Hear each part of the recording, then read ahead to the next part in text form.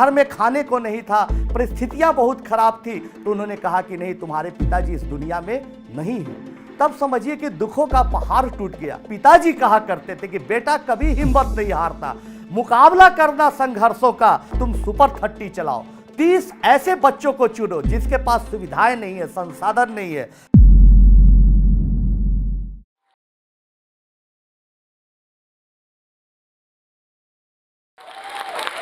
आप लोग जानना चाहते हैं, मैं जहां भी जाता हूं लोग पूछते हैं कि आनंद क्या बात है, आखिर तुम इस तरह के प्रोग्राम की शुरुआत कैसे की।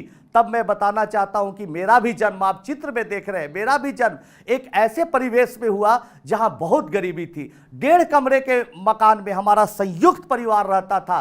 रेलवे लाइन, रेलवे ट्रैक के किनारे एक किराए के मकान में रहता था। पढ़ने को जगह नहीं होता था। मैं अपने घर के बाहर अमरूद के पेड़ के नीचे बैठकर दिन भर पढ़ता था। रात में लैंप जहां जलता था वहां पढ़ता था, क्योंकि हमारे घर में 2 संयुक्त परिवार रहते थे, जगह नहीं होती थी पढ़ने का। लेकिन हमारे पिताजी अक्सर कहते थे कि बेटा पढ़ो, पढ़ाई में ताकत है, अगर तुम पढ़ लोगे तो बहुत कुछ कर सकते हो, पढ़ाई से ज़्यादा ताकतवर हथियार कुछ है ही नहीं। हमेशा पिताजी हमें समझाते थे, मोटिवेट करते थे। हालांकि पिताजी एक पोस्टल एम्प्लॉय थे, चिट्ठी छांटने का, चिट्ठी बांटने का डाक विभाग में काम करते थे। उनकी ऐसी आमदनी नहीं थी कि वो हमें प्राइवेट स्कूल में पढ़ा सके। एक सरकारी स्कूल में मैं आता जाता था। पढ़ते पढ़ते जब मैं 10th पास किया तो हमारे सारे मित्र दिल्ली जाने लगे कि IAS बनना है, इंजीनियर बनना है, डॉक्टर बनना है, मुझे आगे बढ़ना है, चलो दिल्ली चलो हायर एजुकेशन के लिए। लेकिन हमारे पास पैसे नहीं थे। मैं पटना यूनिवर्सिटी से ही पढ़ाई किया।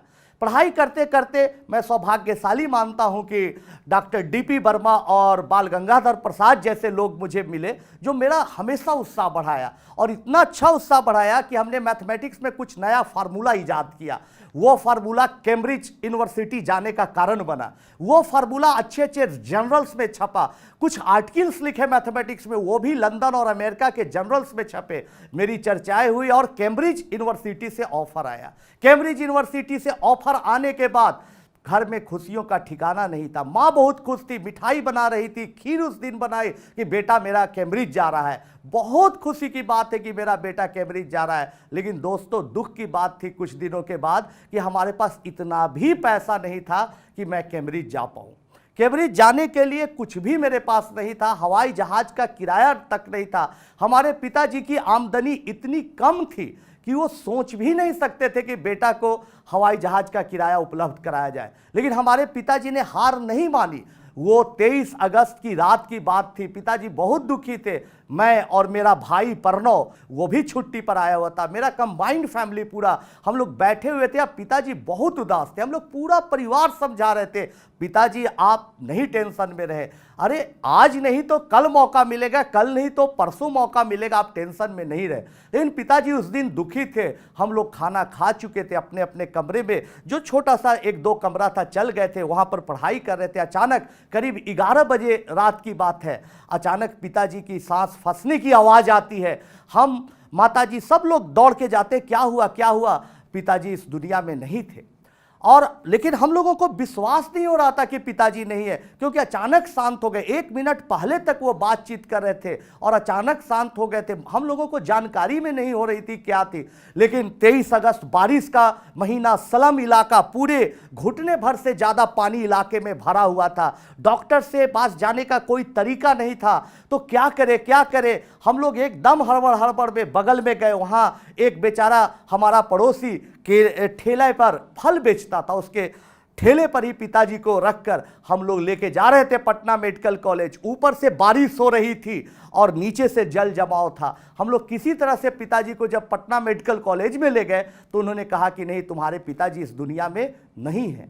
तब समझिए कि दुखों का पहाड़ टूट गया और लगा कि अब हमारी जिंदगी समाप्त हो गई। लेकिन दोस्तों, हम नहीं हारे, क्योंकि हमें अपनी बातें याद आती थी, वो जो पिताजी कहा करते थे कि बेटा कभी हिम्मत नहीं हारता, मुकाबला करना संघर्षों का, पूरी ताकत के साथ, पूरी जोश के साथ जीवन में आगे बढ़ने का प्रयत्न करते रहना, ये बातें मुझे याद आती थी। पिताजी कहते थे कि जो भी फील्ड में रहो, अगर तुम टीचर बनने के लिए सोचे हो तो पूरी ताकत लगा देना। अगर तुम कोई भी काम को पूरे परफेक्शन के साथ करते हो, कोई भी काम को बहुत अच्छे तरीके से करते हो, दुनिया में नंबर 1 आने का प्रयास करते हो अपने फील्ड में, तो आने वाला कल तुम्हारा होगा बेटा। इसलिए कोई काम छोटा नहीं है, जो भी काम करो मन से करो, कभी टूटो मत, कभी हारो मत। पिताजी की ये बातें हमारे दिमागों में गूंजने लगी, हमारे दिमाग में गूंजने लगी, और मैं फिर आगे बढ़ा।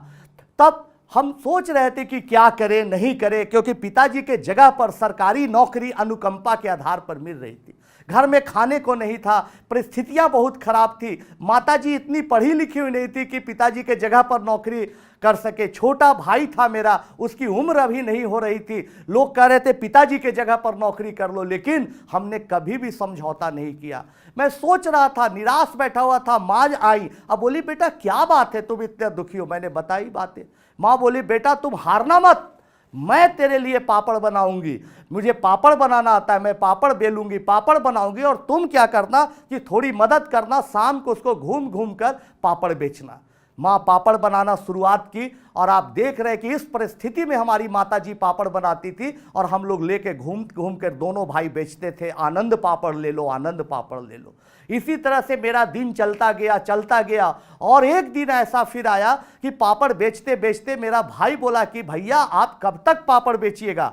मेरा भाई प्रणव मुझे उत्साहित किया, कहा कि अगर आप सच में एक अच्छा टीचर बनना चाहते हैं, सच में कुछ बड़ा करना चाहते हैं, तो पता नहीं फिर कब आप कैम्ब्रिज जाएंगे, पता नहीं फिर कब MIT और हार्वर्ड जाएंगे, यहीं से शुरुआत करिए। तब मुझे लगा कि नहीं, मुझे शुरुआत यहीं से करनी चाहिए। दोस्तों, आप जिस परिस्थिति में रहिए, जैसी हालातें में रहिए, हालातों को बिना कोसते हुए वहां से भी शुरुआत कर सकते हैं। मैंने भी शुरुआत की, स्लम के 2 बच्चों को लिया और पढ़ाना स्टार्ट किया। पढ़ाते पढ़ाते ये सिलसिला बहुत आगे बढ़ा, हमारे पास बहुत सारे बच्चे आए। तब हमने थोड़ी थोड़ी फीस ली। जब थोड़ी फीस ली तो हमारे पास कुछ पैसे आ गए, तो हम 1 साल का 500 रुपया लेते थे, 500 रुपीज पर ईयर। कोई बच्चा आता था, बोलता था अभी हमने कि मेरे पास पैसे नहीं, फ्री में भी पढ़ा देते थे। तब लोगों ने कहा कि अब तुम सुपर 30 चलाओ, 30 ऐसे बच्चों को चुनो जिसके पास सुविधाएं नहीं है, संसाधन नहीं है। माताजी ने भी कहा कि उन बच्चों को मैं घर पर रखूंगा। ये आप चित्र में देख रहे हैं, मेरा भाई है, ये प्रणव साथ देता था। तब सुपर 30 की शुरुआत हुई, और इस हालात में हमारी माँ खाना बनाना स्टार्ट की। 300 बच्चों का माताजी ने खाना बनाना स्टार्ट किया, खाना बनाना शुरू किया। हम लोग उससे पढ़ाना स्टार्ट किए, और पढ़ाते पढ़ाते एक दिन ऐसा आया कि बहुत अच्छा चलने लगा। बच्चे मेहनत करने लगे, संघर्ष बहुत होता था पढ़ाने में, बच्चों का कॉन्फिडेंस लूज होता था, लेकिन हम लोग उत्साह बढ़ाते थे कि देखो जागो, तुम्हें मुकाबला करना उन लोगों से जिनके पास पैसे हैं, तुम्हें कुछ करके दिखाना है। पैसों से पढ़ाई नहीं होती है, कौन डेडिकेशन के साथ पढ़ता है, किसके मन में कितनी जिद है, ये बातें तुम्हें जिताती हैं। इसलिए पढ़ो। पढ़ते पढ़ते पढ़ते पढ़ते एक समय ऐसा आया कि बच्चे बहुत सफल हुए। आप चित्र में देख रहे हैं कि सफलता इतनी मिली कि पहले साल हमने सोचा था कि अगर इस 30 में से 5 बच्चे IIT कर देंगे तो हम लोगों के लिए बहुत बड़ी बात होगी, लेकिन पहले ही साल 30 में से 18 बच्चे IIT किए, फिर 22, फिर 26, कभी 30, कई साल तो 30 में 30 बच्चे भी IIT किए। अभी तक हमने 480 बच्चों को ट्रेंड किया, उसमें 480 में से 422 बच्चे IIT, और बाकी भी बच्चे कहीं ना कहीं कोई IIT में गए। देखिए अभिषेक को, ये अभिषेक आप जिसकी तस्वीर देख रहे हैं, एक बहुत गरीब घर का बच्चा, बिहार के नालंदा डिस्ट्रिक्ट का रहने वाला अभिषेक की माताजी पिताजी के पास इतना भी खर्चा नहीं था कि बच्चे को एक छोटे से प्राइवेट स्कूल में भेज सके। अभिषेक ऐसे स्कूल में पढ़ने जाता था जहां शिक्षक नहीं होते थे, जहां टेबल कुर्सी कुछ भी नहीं हुआ करता था। सरकारी स्कूल की हालतें क्या है आपको मालूम है, और ये भी 20 साल पहले की बात है, 25 साल पहले की बात है। अभिषेक वहाँ जाता था, पढ़ता था, सेल्फ स्टडी करता था, और लेकिन उनकी माँ चाहती थी कि मेरा बेटा एक दिन बड़ा आदमी बने। अभिषेक 10th पास करने के बाद हमारे प्रोग्राम सुपर 30 के बारे में सुनता है, हमारे पास आता है, मैं उसे अपने साथ रखता हूँ। और अब देखिए आप तस्वीर में कि अभिषेक जो है अमेरिका में एक बहुत बड़े जॉब कर रहा है। IIT खड़गपुर से पास आउट होने के बाद अभिषेक अमेरिका में आज बहुत अच्छा जॉब कर रहा है और बहुत खुश है। देखिए अभिषेक खुशी से क्या कहता है।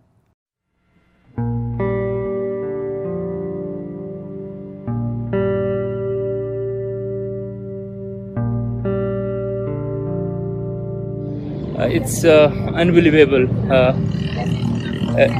Every year I hear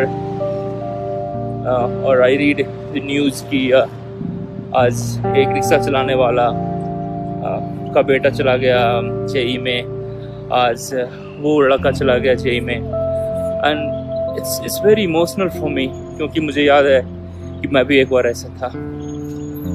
and मैं इसके लिए आनंद सर को थैंक्स बोलना चाहूँगा once again for changing my life and life of hundreds of students like me. उनकी बायोपिक रिलीज हो रही है एंड आप सब परिवार देखना मत भूलिए कि वो कैसे धीरे धीरे इस कंट्री को चेंज कर। ये दूसरी कहानी मैं बताना चाहता हूं धनंजय की। धनंजय की हालतें इतनी खराब थी कि उसके घर में खाने को नहीं था। उसके पिताजी एक छोटे से घर में ही परचूनी की दुकान चलाते थे। एक बार परचूनी की दुकान के लिए जब वो एक कस्बे में गया सामान लाने, तो एक अखबार में देखा कि सुपर 30 प्रोग्राम है जहां पर आनंद कुमार पढ़ाते हैं। उसके पास इतने भी पैसे नहीं थे कि अपने गांव से पटना आ सके भाड़ा से। वो क्या किया कि एक ट्रेन में बिना टिकट के हमारे पास आता है और वो अपनी कहानी बताता है। धनंजय दिन रात एक करता है और तस्वीर देखिए, वो आईआईटी जाता है और आज एक मल्टीनेशनल कंपनी में, एक अमेरिकन कंपनी में जॉब कर रहा है। मेरा नाम धनंजय है। मैं अभी मैथवर्क्स कंपनी में काम करने जा रहा हूँ। कल मैं सुपर 30 मूवी का ट्रेलर देखा। पहले से ही मैं बहुत एक्साइटेड था, जो कि हमारे दोस्तों पे बन रही है और मुझ पे बन रही है। मैं मूवी देखा तो बहुत सरप्राइज़ हो गया। मैं खुद पे सरप्राइज़ हो गया। मुझे लगा कि मैं क्या वो बंदा हूँ जो अभी मैथवर्क्स में काम कर रहा हूँ, या फिर मैं वो बंदा हूँ जो घर पे रहता था, मुश्किलों से पढ़ पाता था। पढ़ने के लिए मेरे पास पैसे नहीं थे। मूवी के ट्रेलर में वो मैंने सीन देखा जिसमें एक लड़का रस्सी पकड़ के पीछे गाड़ी के पीछे जा रहा है। वो सीन जब देखा तो मुझे अपने दिन याद आ गए जब मैं पहली बार सुपर 30 में आया था आनंद सर के यहाँ पढ़ने के लिए। सर ने बुलाया था। मैं घर से आया था, मेरे पास पैसे इतने नहीं थे कि मैं अपनी गाड़ी या फिर बस वगैरह से आता, तो मैं ट्रेन से आया था और वो भी बिना टिकट आया था, बिना पैसे के।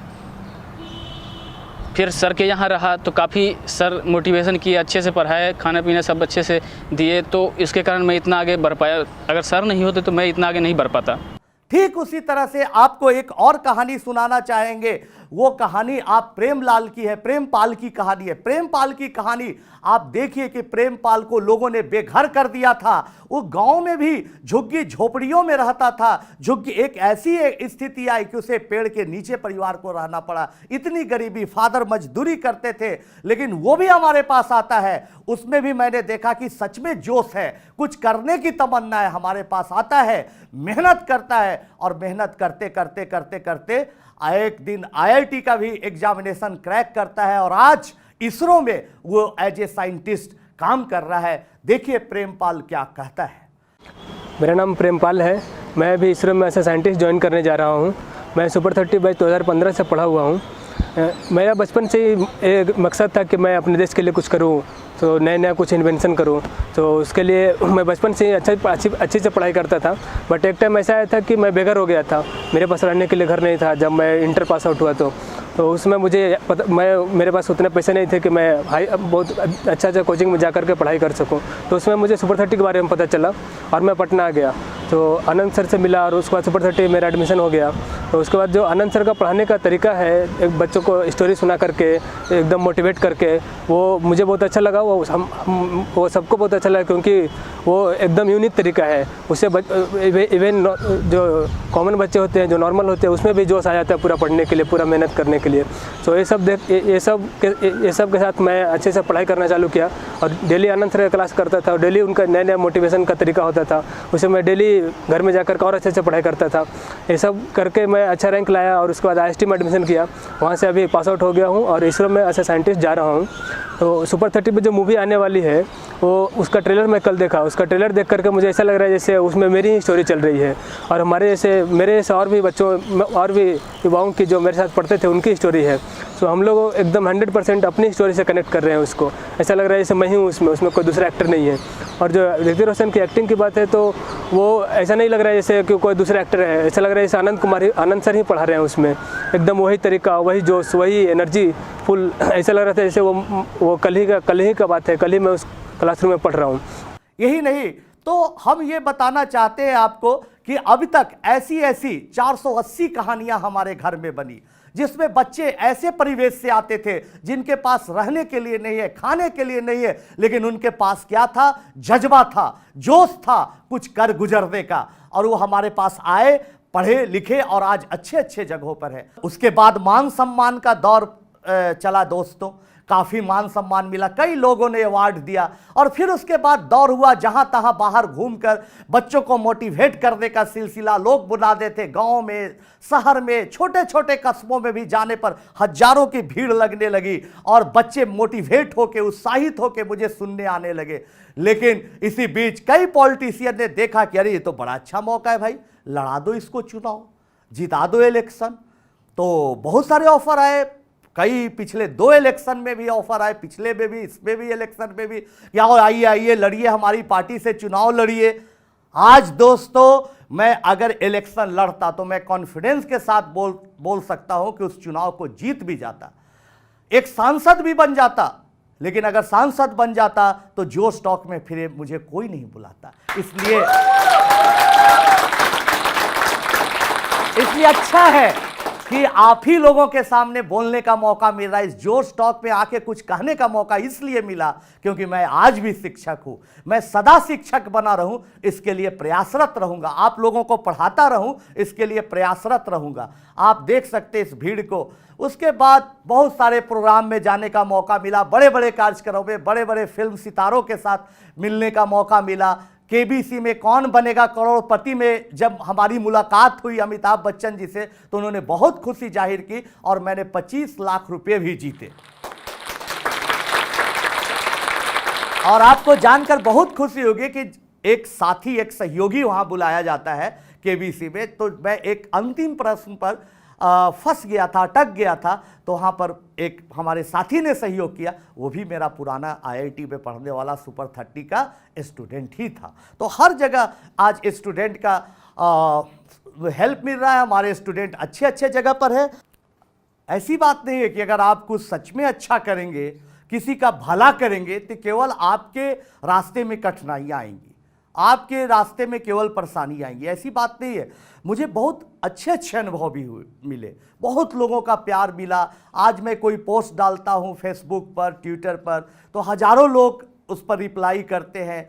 हमेशा लाखों अब तक ईमेल आ चुके हैं जिसमें लोग बधाइयाँ देते हैं, हौसला बढ़ाते हैं। तो अच्छा काम करने से आप लोगों को मदद करने वालों की संख्या ज़्यादा मिलेगी जो आपका हौसला अफजाई करे। तो दोस्तों मैं बताना आप लोगों को चाहूँगा कि पूरी हमारे जीवन की कहानी जब धीरे धीरे लोकप्रियता के शिखर पर पहुंच रही थी, धीरे धीरे हमारी कहानी लोकप्रिय हुई, तो एक कनाडियन राइटर हैं डॉक्टर बीजू मैथ्यू, बहुत ही अच्छे राइटर हैं। उन्होंने हमारे जीवन पर एक किताब लिखी, जिस किताब का नाम उन्होंने रखा सुपर 30, और वो कनाडियन राइटर की किताब जो लिखी हुई थी पेंगुइन और रैंडम हाउस ने पब्लिश किया।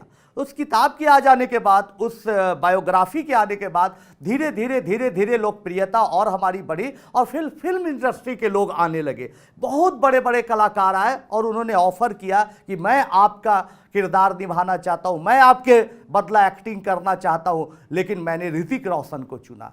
लोगों ने कहा कि अरे तुमने तो बहुत भारी भूल कर दी, गलती कर दी, कहाँ वो अंग्रेज जैसा दिखने वाला लड़का, कहाँ वो ग्रीक गॉड के नाम से जाने जाने वाला, तुम देखने में देहाती लगते हो, फिर ऋतिक रोशन को कैसे चुन लिया? तो मैंने जिस भी एक्टर से बात की, जिस भी डायरेक्टर से बात की, सब लोगों ने कहा कि फिल्म बहुत आसान है, 2-4 महीने के प्रिपरेशन में हम लोग इसको करेंगे। लेकिन ऋतिक रोशन ने बोला कि नहीं, फिल्म कठिन है, कम से कम हमें 8 से 12 महीने चाहिए आपकी आवाज़ को निकालने के लिए, आप जैसा एक्ट करते वैसा नकल करने के लिए कम से कम 1 साल मुझे मेहनत करनी पड़ेगी। तब हमने सोचा कि सही में कोई अभिनेता है वो ऋतिक रोशन ही है जो हमारे किरदार को कर सकता है। और दोस्तों, आज फिल्म तैयार है, ट्रेलर भी आ चुका है जिसकी काफ़ी चर्चा हो रही है, और फिल्म 12 जुलाई को आप देख सकते हैं किसी भी सिनेमा हॉल में। मेरा पूरा यकीन है, विश्वास है कि वो फिल्म देखने के बाद उन तमाम युवाओं में, विद्यार्थियों में एक नया उत्साह बढ़ेगा और उनका विश्वास बढ़ेगा कि अगर आप में जोश है, कुछ करने की तमन्ना है, तो कुछ भी दुनिया में असंभव नहीं है। मैं यही आप लोगों से कहना चाहता हूं कि कभी भी हिम्मत नहीं हारे, अपना धैर्य बनाए रखें। परिस्थितियां आपको मजबूर करेगी, आपको लाचार करेगी, आपको विवश करेगी कि छोड़ दो। मैं अक्सर लोगों से मिलता हूं जो बहुत ऊंचाई तक पहुंचने के बाद भी नर्वस हो जाते हैं, अपने रास्ते से हटने का प्रयास करते हैं। उन लोगों को मैं कहता हूं कि हारे नहीं दोस्तों, जितनी रात गहरी हो रही है, जितनी रात अंधेरी हो रही है, समझे आप सवेरा के उतने ही करीब पहुंच रहे हैं। इस भाव से लगे, पॉजिटिव थिंकिंग के साथ सोचे कि आने वाला कल हमारा होगा। अगर आप में हौसला है, अगर आप धैर्य बनाए रखते हैं और अथक प्रयास करते हैं, तो आने वाला कल आपका ही होगा। आप जरूर जाइए और फिल्म देखिए 12 जुलाई को। देखने के बाद मैं विश्वास के साथ कह सकता हूं कि आप में कॉन्फिडेंस आएगा, आपका उत्साह बढ़ेगा और आपको यकीन होगा कि मेहनत से कुछ भी संभव है, क्योंकि आपको लगने लगेगा कि अब राजा का बेटा राजा नहीं बनेगा, बल्कि राजा वही बनेगा जो सच में हकदार होगा। मेरी कहानी थोड़ी सी फिल्मी है, इसलिए मुझे लगता है कि आप सभी को इसे जरूर सुनना चाहिए। उस समय मुझे नहीं पता था कि मेरी जिंदगी में क्या होने वाला है, लेकिन आगे कहानी बाकी है मेरे दोस्तों। मैं दिन भर सोता रहता, रोता रहता, परेशान होते रहता, लेकिन मैंने किसी को कुछ नहीं बताया। और एक दिन सुबह मैं घर छोड़कर चला गया। 3 ऐसी बातें जो आपकी जिंदगी में यदि आपने फॉलो कर ली, तो आपको जिंदगी में सफल होने से कोई इंसान नहीं रोक सकता।